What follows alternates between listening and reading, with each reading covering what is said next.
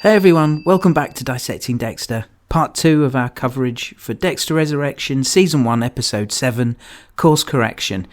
As ever, I'm Gareth, your host. For anyone who didn't hear my review for Episode 7, quick explanation about why this one's split. Short answer is holiday.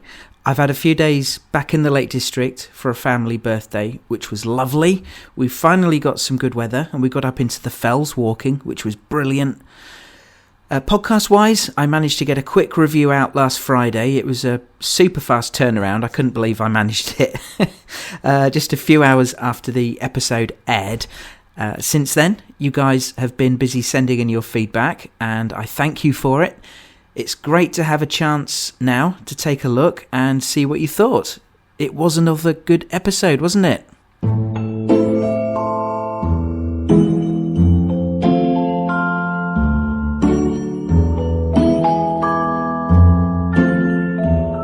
Listener feedback.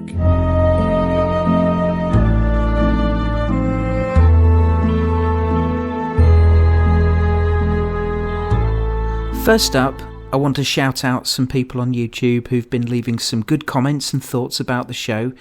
Among them, Billy Marie, Meet Mr. Mayhem and the Conscious Psychologist.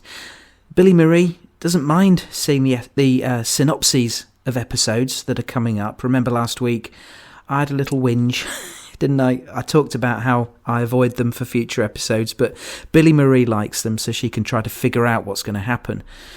Some good insight from the Conscious Psychologist, who doesn't buy how Prater doesn't know Brian had a brother when he has such privileged access to records, his law enforcement contacts and so on. And that's a fair point, although at this stage I think Prater still believes that Dexter is Red, not Dexter, although that could change, and probably will. And then he goes to check the records and finds out the connection. All that stuff has yet to unravel, right? So it could go down in any number of ways. Thanks to all of you who watch and comment on YouTube. On the emails, Kelly from Florida, who wrote to dissectingdexter@gmail.com. She thought Dexter was brazen killing Gareth number 2 like that, but thought it was ballsy. She also thinks Batista sealed his fate when he started tracking Dexter's car. She foresees Charlie killing him when he gets too close to Prater. She also predicts that Dexter will soon confess to Prater that he's the Bay Harbor Butcher. It certainly caught me by surprise when Dexter kicked that off with Gareth in the way he did. I didn't think he'd immediately kill the other one so soon. And I agree with you that Prater will soon find out that Dexter's the butcher, but whether it's Dexter who tells him, or Prater finds out via his police contacts, or Charlie, I don't know. It's got to happen though, and I can't wait to see how he reacts. Thanks, Kelly. Surprise, hermano, that was pretty good. I'm not heartless. Even I cracked a smile. I've been pretty critical in the past of when the show has embraced meme culture. I think that's best left for the fans. It seems kind of desperate, I think, when shows wink and say, hey, we're in on the joke too. It sort of feels like when your mom and dad start using slang, like they come into the living room and they're like, no cap, this dinner's about to be dead ass bussin' tonight. And you're just like, Mom, Dad, you killed it. It's not cool to do it anymore. And like in season 7 of the original show, when Dokes made a return via flashback, he said, surprise, motherfucker. In the very first episode of this show, he says, surprise, motherfucker. It's like, I mean, okay, we all loved that moment. We all loved it. But I don't think in Dexter's mind that was that Dokes' catchphrase? Did everybody go like, man, Dokes, that's his catchphrase? Is that some... I don't like it. I feel like let the fans meme. But all this is to say, I love Surprise Hermano. Even I'll give it to them. Did they already do a La Pasión joke? I feel like they did. Maybe I'm totally crazy, but La Pasión's the other big Dexter meme, and if they haven't made a reference to that already, they're gonna. Just some rapid fire thoughts. Not a whole lot to say this week. Dexter admits to everybody that he goes fishing, or even if he's lying, but he says he goes fishing. Like, yo, bro, aren't you supposed to be a vegan? Now, I guess just moments later, he just gives up the whole vegan act anyway, which is something he should have done a long time ago. I don't think anyone's ever going to I don't think that's going to be something that gets brought up. Like, wait, you said you go fishing even though you were a vegan. I think that was just an oversight by the writers because they thought the line was funny.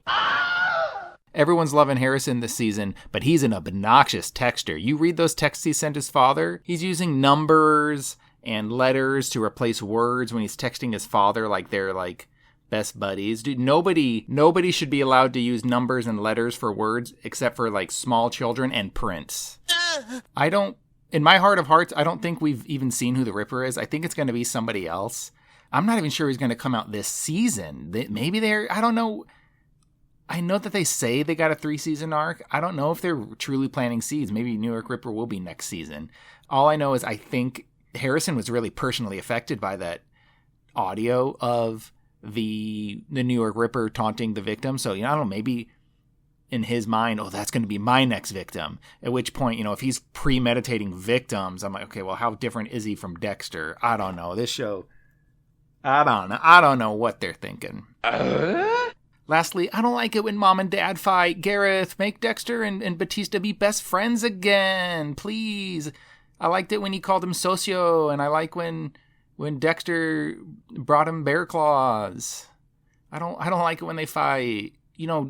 Batista, he's going to trace him to Prater. That'll be how the next episode ends. He's going to trace him to Prater's house.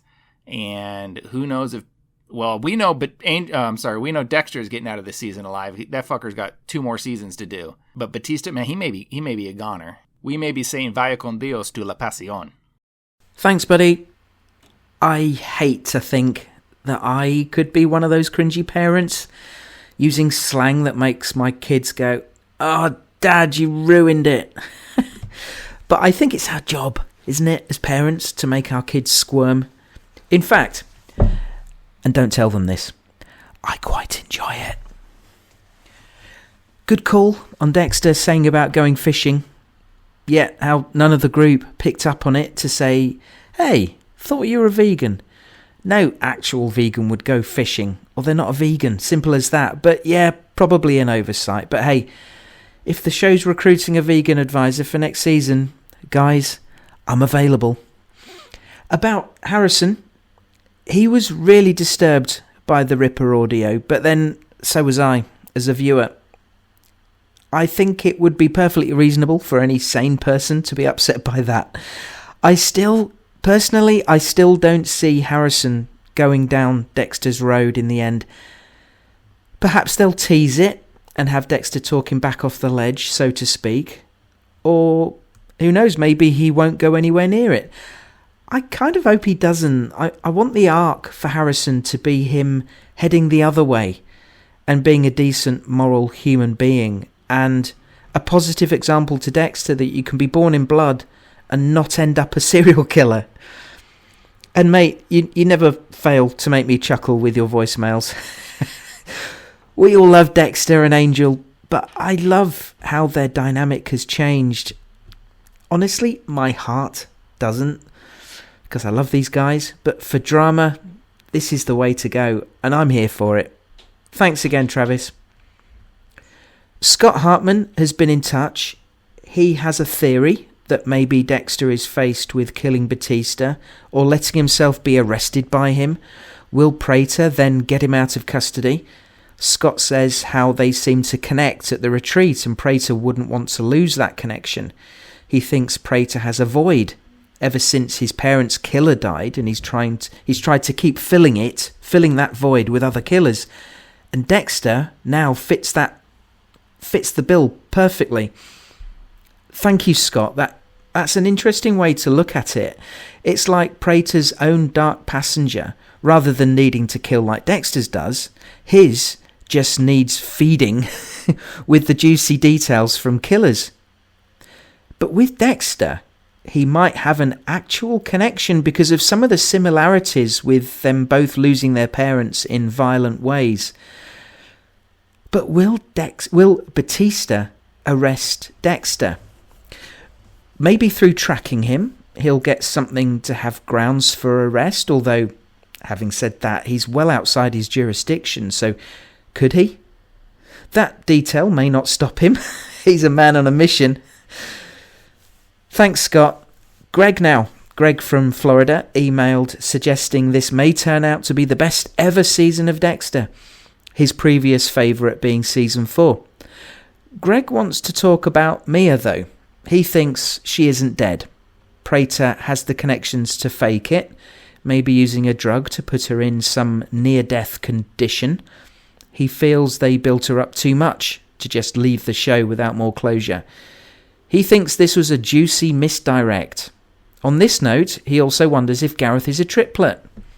Thanks, Greg.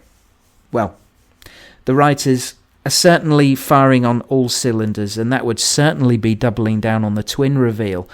I would not be sorry to see David Dastmalchian on the show again. The Mia thing.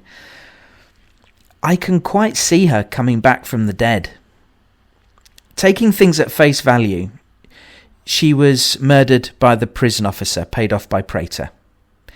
But we know things aren't always what they seem in this show. We've been trained to be suspicious.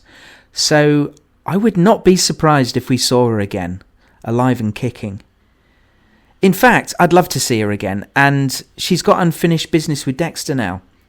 She could put a huge spanner in the works, and I love how it presents a nice dose of unpredictability about what's to come. Here's Michelle.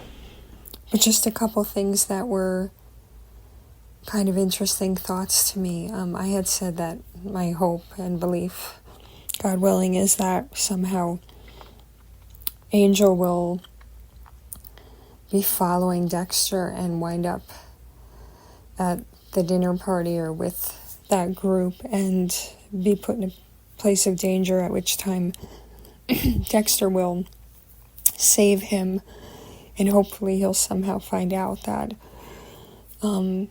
Dexter did not in fact kill LaGuerta or Deb or Dokes.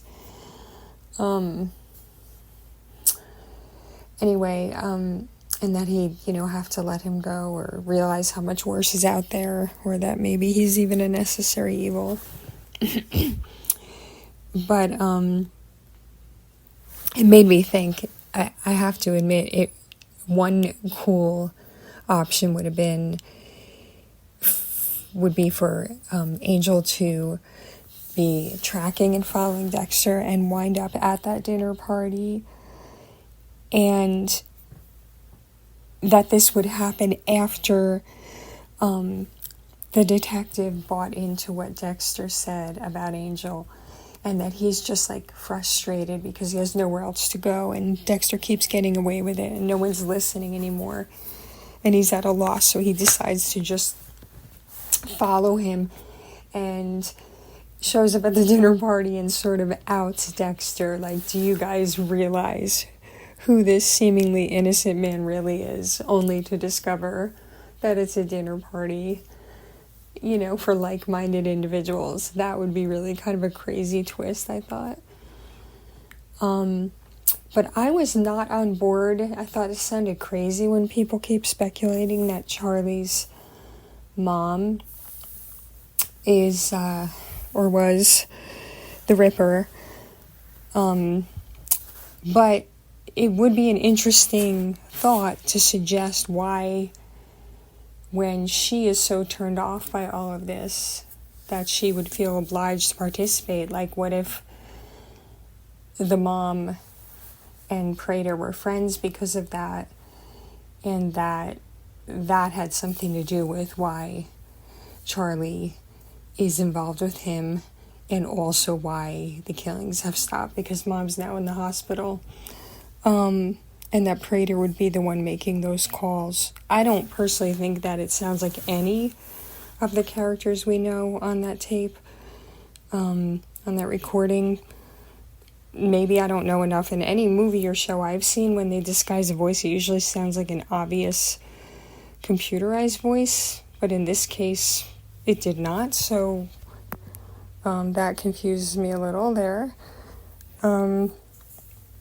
To that end, the only additional thing I was thinking that would be similar was the theory that the guy who killed his Prater's parents was in fact the Ripper, and again that would bring him to probably being the one making the phone calls or having recorded details that he got from the killer that he is then playing for them.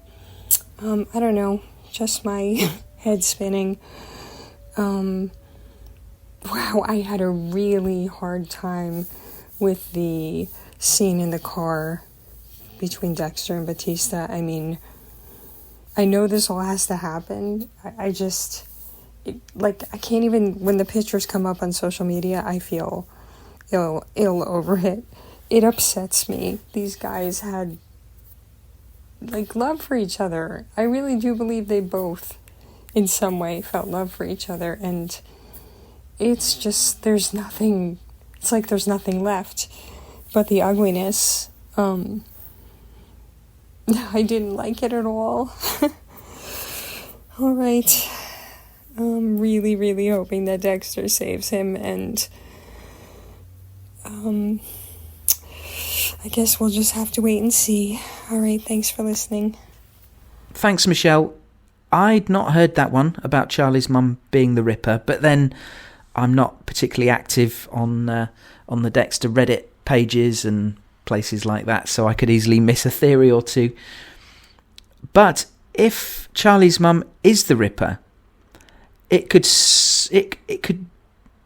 maybe account for how Charlie came to know Prater to begin with, after he'd invited her mum to his mansion for a killer dinner party. But the Ripper's still making calls to victims' families, and it doesn't look like she's in any fit state to do that. But you mentioned that Prater might be the one making the calls. Would he know enough details to do that? Although we know it's the details he likes to hear, so maybe he does have enough details, enough to taunt the loved ones in that way. It's the details that give him his kicks. But as far as we know so far, he doesn't get his kicks from directly inflicting pain on others, like the killers that he entertains. So, I don't know. I don't think it's Prater. Another theory you mentioned is that maybe the Ripper was Cooper Morris. I can't see this being the case. Prater was a kid when he knew Morris. I think that was too long ago. I mean, how old is Prater? He's in his 50s, right? The actual Ripper can't have been active all that long ago because Claudette is lead investigator. I think she said that in the lecture. She said, I am the lead investigator. And she would have been too young, wouldn't she? So, yeah, I'm sorry, I can't get on board with that one. But it's good to wonder, isn't it? Good to speculate. Lastly, you sounded a little emotional talking about the scene in the car, Batista and Dexter, and I love that. I love that it provokes a strong reaction in someone else. I mean, you hear me frequently getting like that. Stuff moves me, and I love it when it does. And I'm happy to admit it. For me, it's a sign of effective writing. It's all good. Thanks again, Michelle. Danny emailed to praise the choice of ELO's Showdown as the music drop for that same final scene. He also called out how well written the scene in the college lecture hall was, how multi-layered it was. And Danny, you're right. Thank you for emailing. Fabio has been back in touch, calling this a masterpiece of an episode. He says, and I quote, Show and tell was very disturbing to say the least. Seeing how Leon and Gareth get all murder horny is very disturbing, as you can see in Dexter's face and in her monologue. Then we get that demonic giggle from Al's homemade movie, which separates the lovable character we see in Modern Family to this disturbing serial killer. Love seeing how an actor can change up like that. Also, Dexter's little warm-up in the mirror before he goes out to show the guys what he's about was hilarious, but ended up delivering a sincere show and tell which surprised Prater, leading him to open up about his trauma as a child. Rage-baiting Gareth out in public was very unexpected, but it did remind me of the Oliver Saxon kill, but turned up to 11. I love the comment about twins feeling each other's pain, then seeing the eyes of Gareth looking in curiosity at what Dexter was leading up to.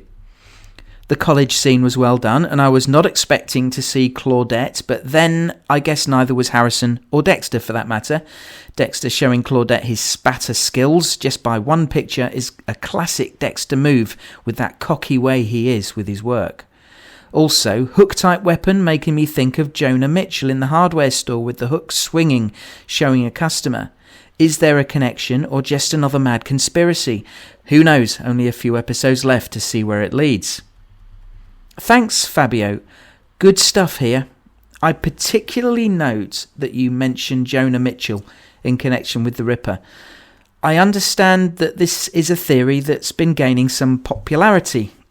He certainly had a traumatic childhood with an abusive, domineering father who, of course, turned out to be a serial killer.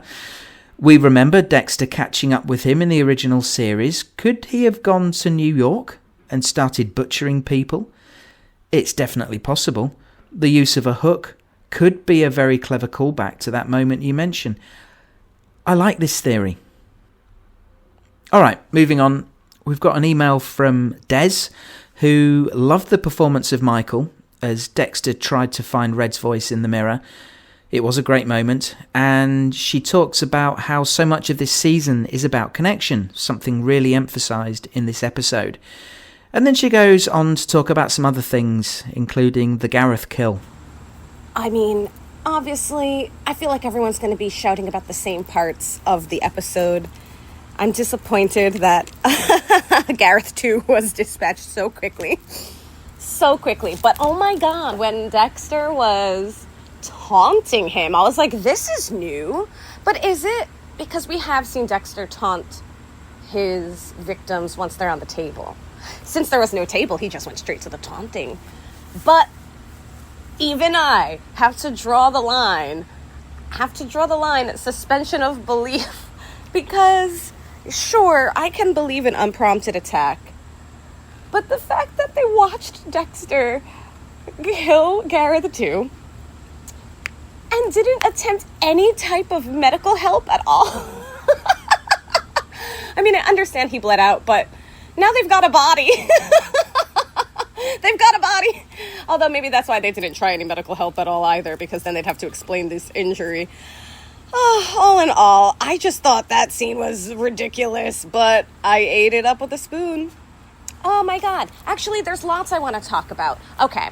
This is for you, Gareth, and for the listeners who really appreciate cinematography. But the scene shots that were set up when Prater and Dexter were talking were fascinating because on Dexter's side, you have the solid hedge all in shadow. And on Prater's side, you had the curve and then the beautiful slope. So instead of the hedge being a full wall, you can follow the edge, and all the sunlight was there. The sunlight is illuminated. It's like this has been a very shiny path for Prater, and for Dexter, everything he does is in the shadows, and these are his boundaries. Before I wax poetic for too long, anyone who missed it, I think it's about 15 minutes into the episode, that set up those two shots back to back. Beautiful. Cinema. But Angel. Oh, Angel. Oh, my God. You know, we get the beginning of the episode where Dexter says anyone who sees the dark passenger dies. And when Dexter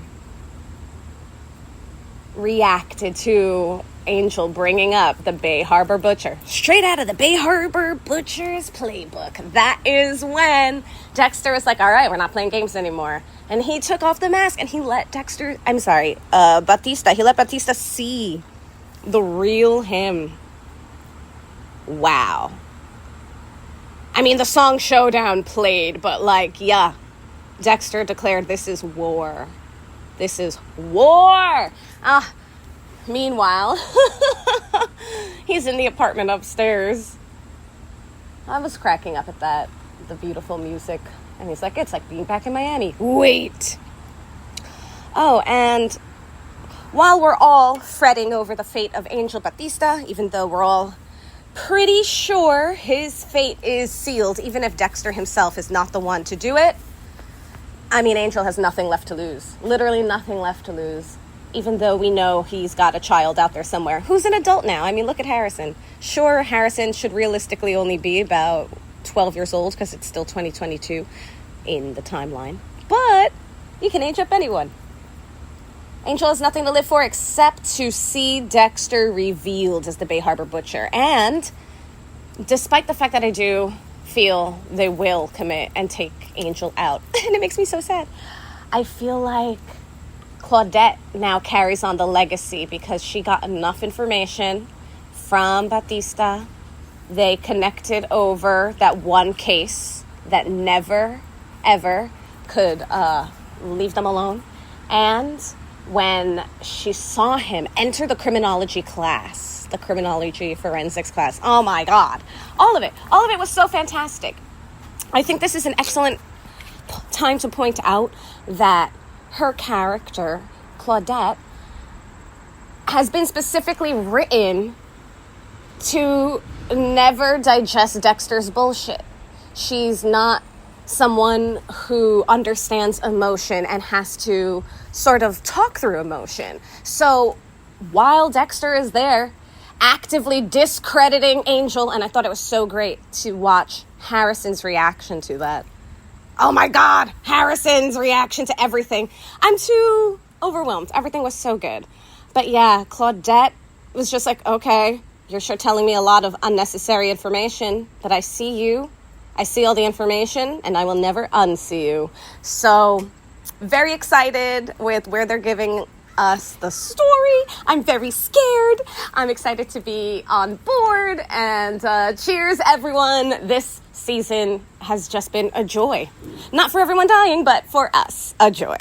All right, Des out. Cheers. Thanks, Des. Yes, the Gareth kill. It was gloriously OTT, wasn't it? But I lapped it up too. I love the horror of it. Oh, it was just vicious, wasn't it? I think that rip in his jugular, though, was probably beyond medical help. I mean, Dexter jabbed another piece of glass in there, didn't he? And really did some mortal damage. There was no coming back from that. And he bled out quickly, didn't he? Nice call out to the lighting for the scene of Dexter and Prater. Light and dark. That will not have been an accident. I think a lot of creative thought goes into how they light scenes, and especially thoughtful moments like that. Credit to all the creatives involved here. And it sounds like you're certain that Angel is doomed. He does seem to be on a dark path of his own, doesn't he? But we understand he's driven to punishing who he believes is his wife's killer and prove her right. I think he'll find out that Dexter didn't pull the trigger, although, let's be honest, he may as well have done. Finally, your point about Claudette. Quite simply, I think Dexter completely underestimated her. This is the first time of meeting her, wasn't it? He doesn't know how she thinks, how she processes information. He said way too much, and she'll see right through his BS. Thanks, Des. Tyden has been back in touch and has a new theory about the Ripper. He says this: Dexter's history proves the big bad is almost always a side character, hiding in plain sight. Blessing's son-in-law Sam fits that mould perfectly. He's family adjacent to Dexter's daily life, giving him access without suspicion. His quirky obsession with gut health is either a deliberate foreshadowing metaphor for a deeper, darker obsession, MO. Pair that with Dexter's narrative tradition of generational darkness, and this son-in-law emerges as a prime, structurally sound candidate for the Ripper. If Prater is the red herring, the son-in-law is the real play. Think of Saxon. He was a side character who later became an antagonist. Or Rudy, who ended up being Dexter's killer brother. Also, calling it now, the passcode to the vault is the inmate number on the letter we just saw, and Dexter will at some point get in there. Okay, thanks, Tyden. That's a really good shout out for the vault code. I see no reason at all to doubt you there, and I think it's surely nailed on that Dexter will be back in there at some point. Now, Is Sam the Ripper?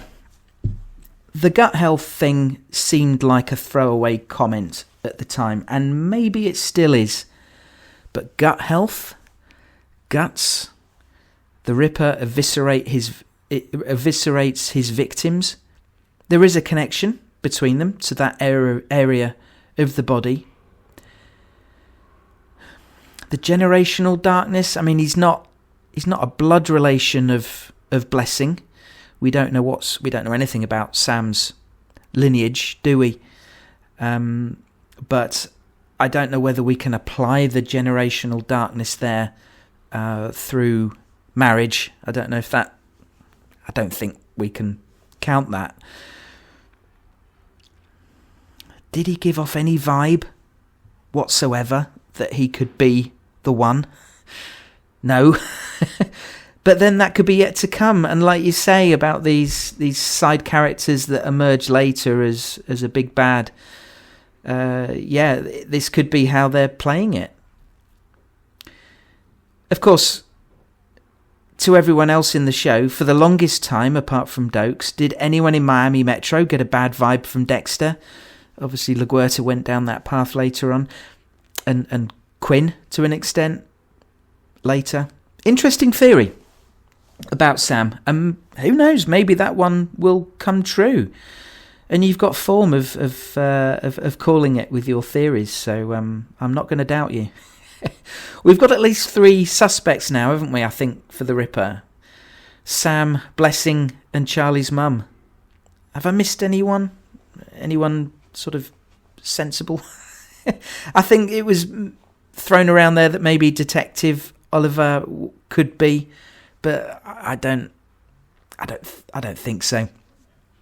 All right. Thanks again. Moving on, Clinton emailed with a very quick theory that when Charlie tended to Dexter's wrist, she took a sample of his blood and plans to test it, and we'll find out Dexter's related to the ice truck killer. Thanks, Clinton. This would be a fun thing to happen. Prater's going to find out the truth eventually, and this might be a fun way to open that door. Red, how can you be related to Brian Moser? Yes, well, there's a funny story there. I can see it now. Jennifer emailed to say she's loving the season. She's having a very busy summer, but is managing to keep up with the show and has lots of questions about what's coming next, as we all do. Will Prater find out that Dexter's the Bay Harbour Butcher? That's the big one.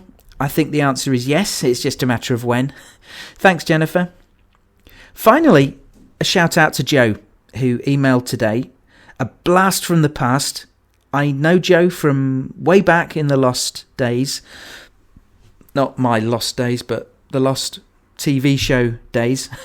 And back then when I started doing the old Gareth's Waste of Time podcast. Some of you listening, I know there are certainly 1 or 2 of you who used to listen to that way back when. It's not available online anymore, but I did find all those old podcast files recently, which was great because my eldest son, I got him involved in doing movie quotes back when he was only a toddler. So that was kind of a fun thing I did on those podcasts back then. So I'm glad to have those back. Maybe I'll stick a couple of those old episodes on the Patreon feed just for fun, so you can hear how my podcasting was back then. Patreon.com/Dissecting Dexter if you want to support me there. And as always, thanks to everyone who does. Now, Gareth's Waste of Time was my first foray into podcasting and was my chance to just talk about anything. And usually it involved me talking about what TV shows and films I've been watching. And back then did have quite an emphasis on Lost, before I settled down to podcasting about Dexter. Anyway, Joe, thank you ever so much for getting in touch. I really appreciated your kind words, and it was great to hear from you, and I hope you are enjoying life, and I hope your family is all well.